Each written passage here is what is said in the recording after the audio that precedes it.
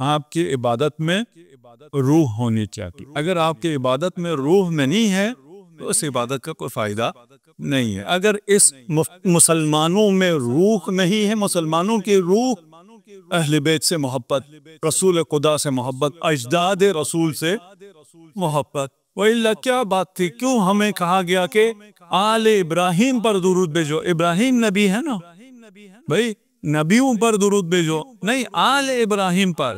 اور ابراہیم کی وہ سٹریم، آل ابراہیم کی وہ سٹریم جو نبوت خاتمیت کی تیاری میں رہی ہو، جو خاتمیت کی تیاری میں، خاتمیت کی حفاظت میں، خاتمیت کو پلیٹ فارم دینے میں جنہوں نے اپنی زندگیاں قربان کی ہو، ان پر درود نہیں ہوگا تو اگر ہم اپنی بات پہنچا سکیں کہ بے روح اسلام نہیں چلے گا. اسلام روح کے ساتھ آپ کو فائدہ دے گی، عبادت روح کے ساتھ آپ کو فائدہ دے گی. اگر روح نہ ہو تو پھر مردہ ہیں. ایک شخص اگر اس نے خوب باڈی بنایا ہو، کوئی خوب بہت مسلز بنائے ہوں، اگر اس کی کسی ایکسیڈنٹ میں روح نکل جائے، کیا کرتے ہیں اس کے ساتھ؟ اس کو دفنا دیتے ہیں. کیوں دفنا دیتے ہیں؟ کیونکہ بدن تو بہت خوبصورت ہے لیکن اس میں روح نہیں ہے، یہ دفنانے کے کام آتی ہے. اگر کوئی انسان اپنے اعمال لے کر قیامت کے دن آئے اور اس میں روح نہ ہو، اسے جہنم میں دفنا دیا جائے گا. عمل جتنے بھی ہو، کم زیادہ کی بات نہیں ہو رہی ہے. اگر ایکسیڈنٹ ہو جائے تو آپ میں سے کوئی ڈاکٹر بھی بیٹھے ہوں گے نا، یہ ڈاکٹر ماشاءاللہ یہاں بیٹھے ہیں. آپ نے پانی کا کہا تھا، ابھی اگر مجھے یاد رہا تو بیان کر دوں گا. ابھی آپ نے کہا تھا ایکسیڈنٹ ہو گیا، خدا نہ کرے کسی کا ہو، لیکن ہوتے رہتے ہیں. سب سے پہلے آپ جا کے کیا دیکھتے ہیں؟ زندہ ہے یا نہیں ہے؟ علائم حیات دیکھتے ہیں. اگر سانس چل رہی ہے تو پھر آگے دیکھیں گے، اگر نہیں چل رہی تو منہ پہ کپڑا ڈالتے ہیں. تو قیامت کے دن آپ نامہ عمل لے کر جب پہنچیں گے، آپ کا نامہ عمل نہیں دیکھیں گے، فرشتے دیکھیں گے اس میں زندگی ہے تو جنت میں ڈال دو، زندگی نہیں ہے جہنم میں ڈال دو. آپ ایسے بھی ہوں، وینٹیلیٹر پہ ہی ہوں، سانس بھی نہ آ رہا ہو، لیکن اگر روح ہے آپ کو وینٹیلیٹر پہ بھی رکھیں گے. آپ کا احترام واجب ہے، آپ کو دفن نہیں کیا جا سکتا ہے. اسی لیے روایت ہے، بس آخری روایت میں آپ کے رحمت تمام کر دوں. ما من عبد ولا آما، ویسی تو آپ کہیں تو اس میں مرد عورت دونوں آ جاتے ہیں نا، کوئی انسان سے مراد ہے. غلام انسان بھی ہوتا ہے، مرد بھی ہے عورت بھی ہے، لیکن اس میں آما بھی کہہ دیا ساتھ میں. کوئی آپ یا کوئی کنیز ہے، یموت وفی قلبہ مثقال حبۃ خردل من حب علی ابن ابی طالب. اگر کوئی مومن یا مومنہ اس دنیا سے جائے اور اس کے دل میں رائی برابر بھی علی کی محبت ہو، الا ادخلہ اللہ عز وجل الجنہ. اگر اس میں حیات ہے، رمق ہے، تو خدا اسے جنت میں ڈال دے گا. جیسے ڈاکٹر صاحب اگر حیات ہے، بے شک میں کتنا ہی زخمی ہوا ہوں، مجھے الگ ہاسپٹل لے جائیں گے. دوسرا جسے اور کوئی زخم نہیں آیا ہے، کوئی اندرونی ایک چوٹ آئی ہے، اس کی روح پرواز کر گئی، اس کو چھوڑ جائیں گے.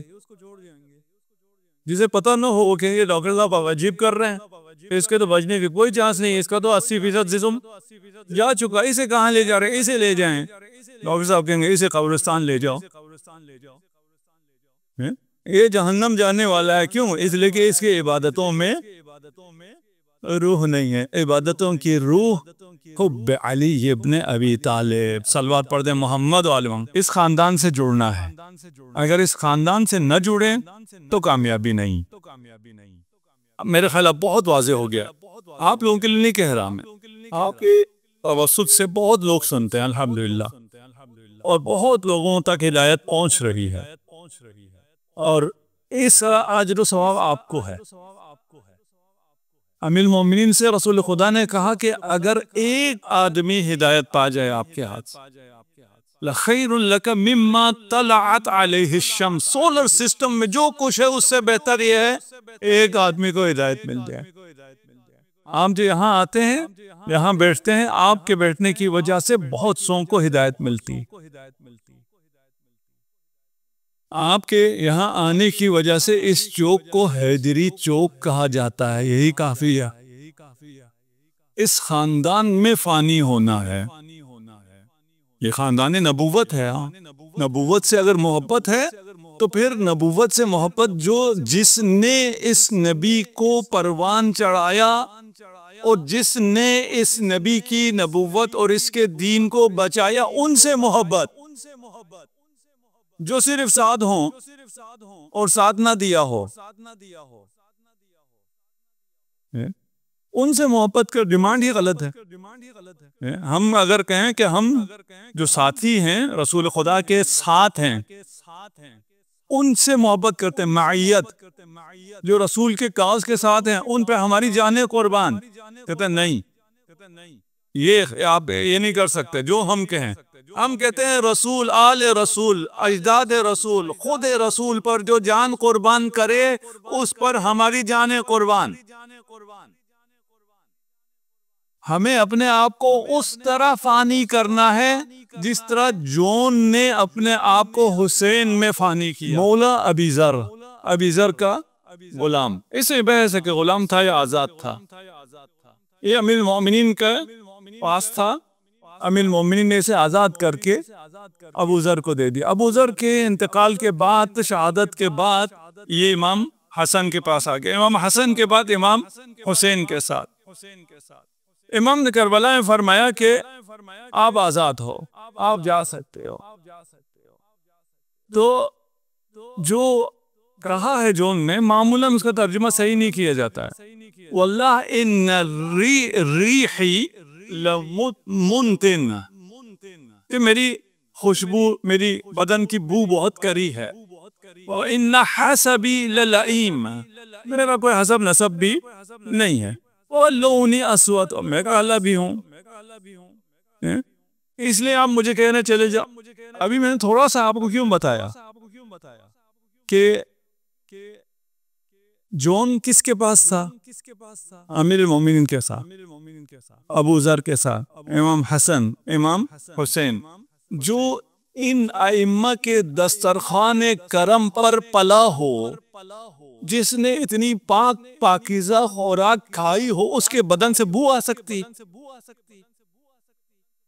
نہیں آ سکتی.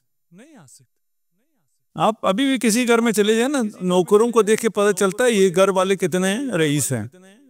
اگر وہ صاف ہوں تو یہ پھر رئیس ہیں. ممکن نہیں ہے کہ جون کے بدن سے بو آتی ہو. تو یہ کیا کہہ رہے ہیں؟ یہ جب خوشبو یہ حسین کو دیکھ کے کہہ رہا ہے کہ آپ کی خوشبو کہاں اور میں کہاں، اس کے مقابل میں اسے اپنے آپ سے بو آ رہی ہے.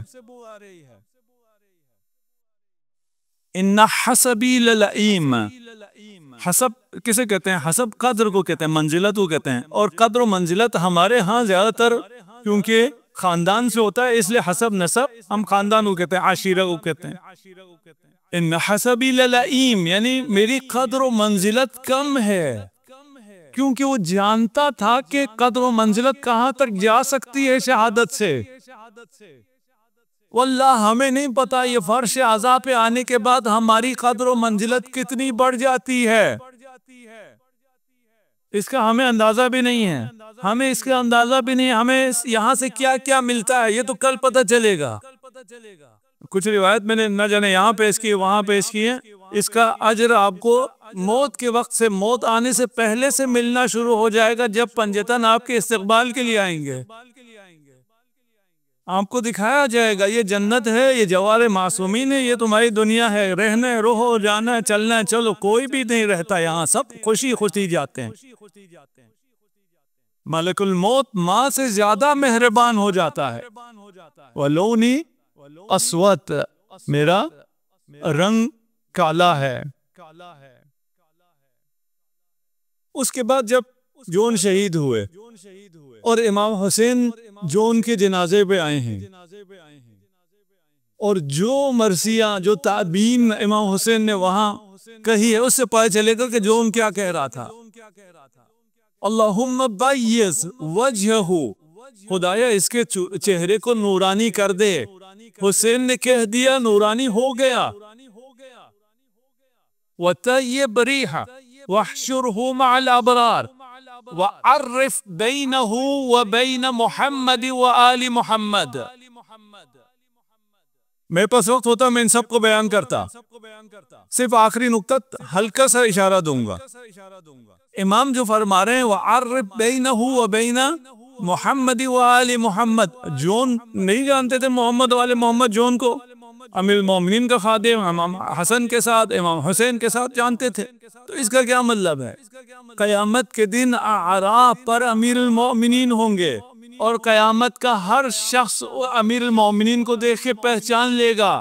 کوئی مسئلہ نہیں ہے کہ وہ پہچان سکتا ہے یا نہیں پہچان سکتے۔ امیر المومنین بھی نام عمل دیکھ کے فیصلہ نہیں کریں گے، چہرہ دیکھ کے فیصلہ کریں گے۔ جو علی کو دیکھ کر خوش ہو جائے گا جنتی، جو علی کو دیکھ کے چہرہ اتر جائے وہ جہنمی۔